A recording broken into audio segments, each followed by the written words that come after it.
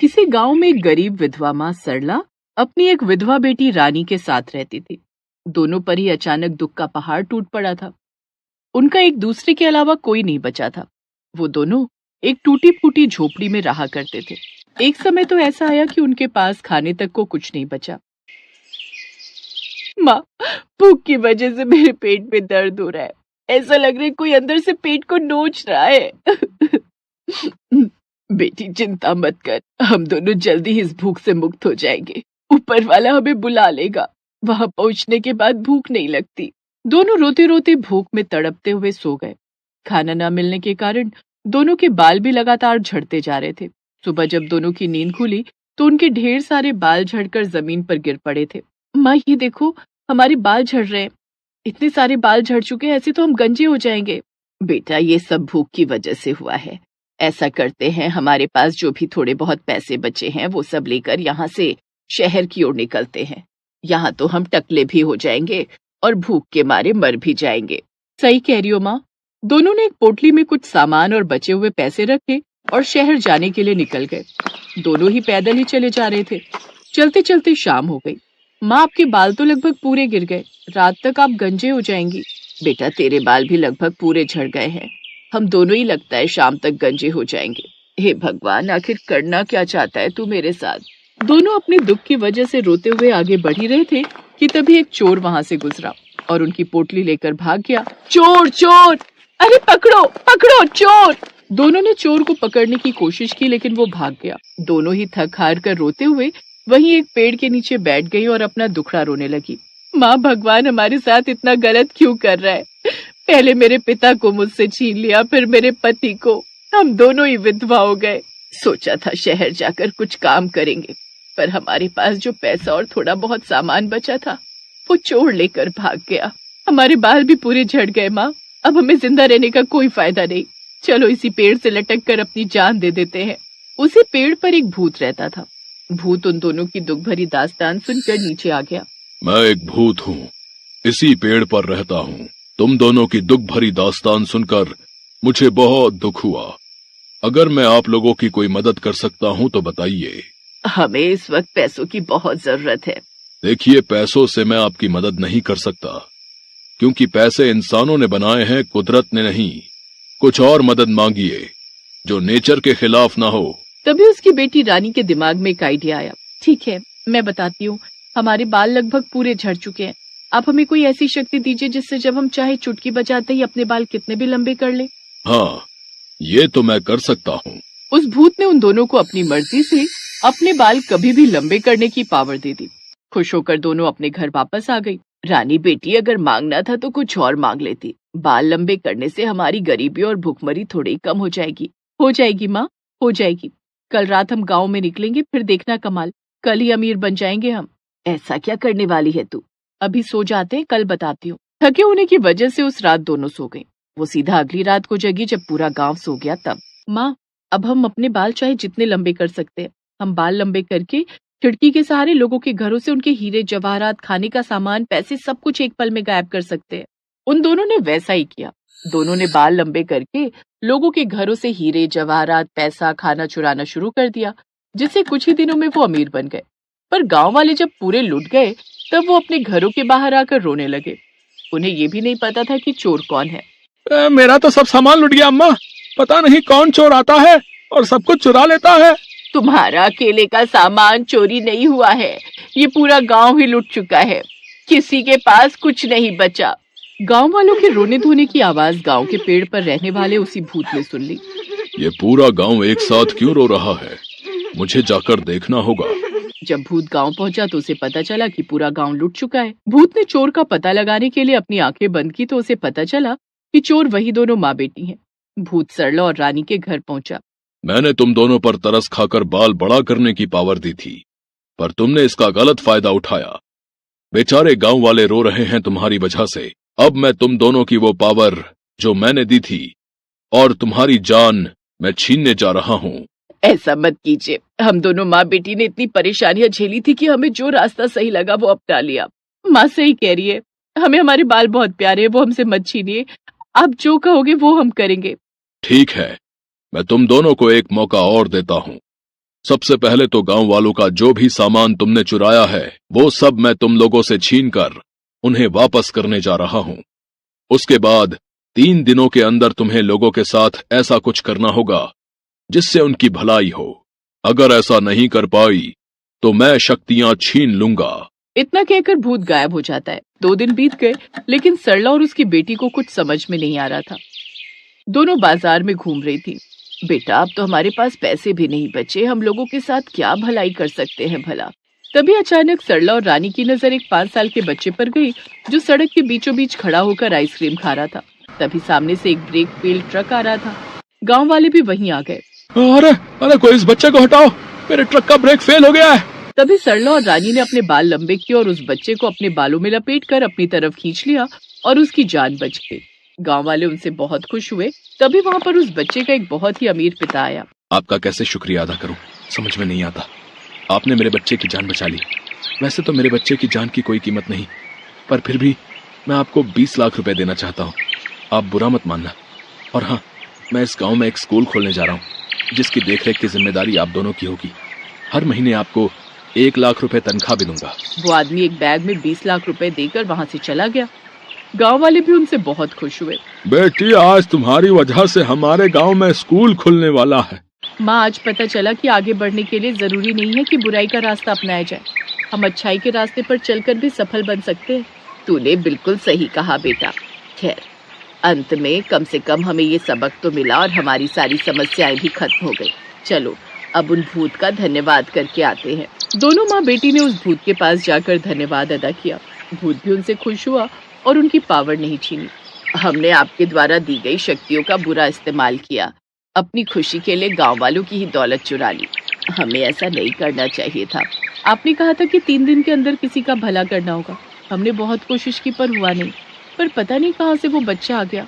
अगर हम उसे ना बचाते तो वो आज इस दुनिया में नहीं होता, और उसी की बदौलत उसके अमीर पिता ने हमसे खुश होकर इतना बड़ा इनाम दिया। जो भी होता है अच्छे के लिए होता है। तुम दोनों की वजह से कम इस गांव के बच्चों को अब पढ़ाई करने शहर नहीं जाना पड़ेगा।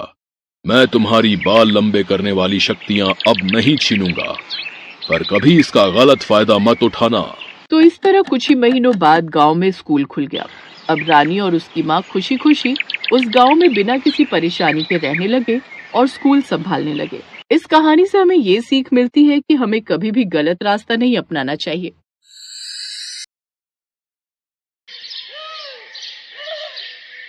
अरे वाह विदिशा, तेरे बाल तो बहुत लंबे हैं। इतने लंबे बालों का राज क्या है? कोई राज नहीं, मेरे बाल तो बचपन से ही लंबे हैं। चल झूठी, मैं नहीं मानती। मेरे बाल तो बढ़ ही नहीं रहे हैं। कितनी कोशिश करती हूँ, कितना सारा तेल लगाती हूँ, बढ़ने का नाम ही नहीं ले रहे। ऊपर से हर रोज झड़ रहे हैं। लेकिन तेरे बाल कैसे लंबे हैं इतने? तेरे पास तो तेल खरीदने के भी पैसे नहीं है। मैं सच बोल रही हूँ, मेरे बाल बचपन से इतने लंबे हैं। सिर्फ मेरे ही नहीं, मेरी 3 बहनों के बाल भी इतने ही लंबे हैं। विदिशा के बाल उसके पैर तक आते थे। उसकी माँ विधवा थी और बहुत गरीब थी। अपनी चौथी बेटी के जन्म के बाद उसका पति मर गया था। तब से कभी लोगों के घर पर काम करके तो कभी फुटपाथ पर कुछ बेचकर वो घर चलाती थी और रोज रात को सोने से पहले अपने पति को याद करके रोती थी। आप इतनी जल्दी क्यों चले गए मुझे छोड़कर? बेटे के चक्कर में 4 बेटियां पैदा हो गई। अब इनकी शादी कैसे करवाऊंगी मैं? यहाँ तो ठीक से खाना भी नसीब नहीं हो रहा है। ऐसे ही गरीबी में उसकी 4 बेटियां बड़ी होने लगी। घर में खाना नहीं था, जेब में पैसा नहीं था। बिमला की बड़ी बेटी विदिशा उसकी माँ से कहती थी, माँ देखो हमारे बाल कितने बड़े हैं, आपको चिंता करने की जरूरत नहीं है। इतने सुंदर बाल देखकर तो लड़के ऐसे ही शादी कर लेंगे। तू भी ना बेटी बहुत मासूम है। दुनिया इतनी सीधी नहीं है जितना तू सोचती है। शादी के लिए दहेज देना पड़ता है, लेकिन मैं तुम चारों के लिए दहेज कैसे दूंगी? विदिशा की बहन मिताली ने कहा, तो फिर दहेज नहीं देंगे माँ, हम खुद कमाएंगे और यहीं रहेंगे आपके पास। अच्छा, लेकिन कमाओगी कैसे? मुझे देख रही हो ना, सुबह से लेकर शाम तक मेहनत करती हूँ लेकिन पैसे बचते ही नहीं हैं। आप पढ़ी लिखी नहीं हो माँ, हम पढ़ लिख लेंगे तो हमें नौकरी मिल जाएगी। यही सोचकर चारों बहनें स्कूल में भर्ती हो गईं। लंबे बालों की वजह से बहुत जल्द स्कूल में उनकी एक पहचान बन गई। सभी उन्हें लंबे बालों वाली बहनों के नाम से जानने लगे। वो चारों शाम के बाद लोगों के घर पर काम करने गई ताकि पढ़ाई का खर्चा निकाल सके। विदिशा कॉलेज में भर्ती हो गई और तभी बिमला की तबीयत खराब हो गई। वो बिस्तर से उठ नहीं पा रही थी और पूरा दिन बस खांस रही थी। विदिशा बेटी, अब क्या होगा? मैं तो बीमार पड़ गई हूँ और काम नहीं कर सकती। तेरी 3 छोटी बहनें हैं, अब घर कैसे चलेगा? आप चिंता मत कीजिए माँ, मैं सब संभाल लूंगी। मैं और मेहनत करूंगी। धीरे धीरे विदिशा के ऊपर सारी जिम्मेदारी आने लगी। दीदी, मेरा स्कूल ड्रेस फट गया है, मुझे नया ड्रेस चाहिए। दीदी, मुझे नई किताबें चाहिए। मुझे नए जूते चाहिए, ये जूते खराब हो गए हैं। और बिमला भी खांसते हुए कहने लगी, विदिशा बेटी, मेरी दवाई खत्म हो गई है, कल दवाई ला देना। एक तरफ घर की जिम्मेदारियां और दूसरी तरफ कॉलेज की पढ़ाई, सब कुछ एक साथ संभालते हुए विदिशा की हालत खराब हो रही थी। ऊपर से टीचर की डांट वो अलग। अर्चना मिस विदिशा से बहुत प्यार करती थी, लेकिन कुछ महीनों से विदिशा के नंबर कम आने की वजह से वो विदिशा से खफा हो गई थी। विदिशा, ध्यान कहाँ है तुम्हारा? कुछ महीनों से एग्जाम में अच्छे मार्क्स क्यों नहीं आ रहे? वो मैम, घर में माँ बीमार है इसलिए। चुप रहो, बहाना मत बनाओ। बस पढ़ाई में ध्यान नहीं लग रहा है तुम्हारा, बाकी बालों का ध्यान तो पूरा रख रही हो। नहीं मैडम, मैं बालों का बिल्कुल ध्यान नहीं रखती। अच्छा, बालों का ध्यान नहीं रखती तो क्या तुम्हारे बाल ऐसे इतने लंबे हो गए? हाँ मैडम, मेरे और मेरी बहनों के बाल ऐसे ही लंबे हैं, बचपन से। ये सुनकर अर्चना मिस के भी होश उड़ गए। किसी के इतने लंबे बाल कैसे हो सकते हैं? अगले दिन से अर्चना ने कॉलेज आना ही बंद कर दिया। उससे और इतना कुछ संभाला नहीं जा रहा था और फुटपाथ पर पकौड़े बेचना शुरू कर दिया। पकौड़े बेचकर घर तो चल रहा था, लेकिन विदिशा का नौकरी करने का सपना सपना ही रह गया। और पकौड़े बेचकर इतना पैसा तो आ नहीं रहा था कि उससे पूरी जिंदगी आराम से कट जाए। विदिशा जैसे एक चक्की के बीच में फंस गई थी और उस चक्की का नाम जीवन था। वो हर वक्त दुखी दुखी सी रहने लगी। इसी तरह समय बीतने लगा। उधर अर्चना मिस भी विदिशा को भूल ही गई। बिमला की हालत और खराब हो गई। डॉक्टर ने कह दिया कि ऑपरेशन करना पड़ेगा, नहीं तो वो बच नहीं पाएगी और ऑपरेशन के लिए 5 लाख रुपए की जरूरत है। इन सारी बातों से विदिशा परेशान हो गई थी। लेकिन लोगों की जिंदगी में एक मोड़ तो आता ही है जहां जिंदगी उसे एक मौका देती है। अर्चना मिस के पति एक एड एजेंसी में काम करते थे और कुछ दिनों से बहुत परेशान थे। क्या बात है, आजकल बहुत परेशान लग रहे हो? हाँ यार अर्चना, एक नई तेल की कंपनी का काम है। उनके लिए एड बनाना है और उसमें लंबे बालों वाली लड़कियां चाहिए यार। लेकिन एक भी मॉडल नहीं मिल रही है जिसके लंबे बाल हो। सभी के बाल छोटे हैं। आजकल तो छोटे बालों का ही फैशन चल रहा है। लंबे बालों वाली लड़की चाहिए तुम्हें? हाँ, बाल नेचुरल हो तो और भी अच्छा, लेकिन आजकल कहाँ मिलती हैं ऐसी लड़कियां। खैर छोड़ो। अरे नहीं, रुको, मैं ऐसी लड़की को जानती थी। उसके बाल पैर तक आते थे और उसने मुझे एक बार कहा था कि उसके बाल ऐसे ही लंबे हैं। अच्छा, मुझे तो वही लड़की चाहिए, लेकिन कहाँ मिलेगी वो लड़की? सिर्फ वो नहीं, उसकी 3 बहनें भी हैं। अरे वाह, क्या बात कर रही हो अर्चना। मुझे जल्दी से उस लड़की के पास ले चलो। कैसे? उस लड़की ने तो कॉलेज ही छोड़ दिया। बहुत अच्छी लड़की थी। अरे यार, सारा मूड खराब कर दिया यार। चलो आज बाहर खाने चलते हैं, मूड ठीक हो जाएगा। अर्चना उसके पति के साथ गाड़ी में बैठकर निकल गई और तभी रेस्टोरेंट के पास जाकर देखा कि रेस्टोरेंट बंद है। अरे यार, आज तो कुछ भी ठीक नहीं हो रहा है मेरे साथ। अब क्या खाएंगे हम? तभी एक लड़की उनके पास आई और कहा, अरे अर्चना मिस, आप यहाँ पकौड़े लेंगी क्या? मैं चाय पकौड़े बेचती हूँ।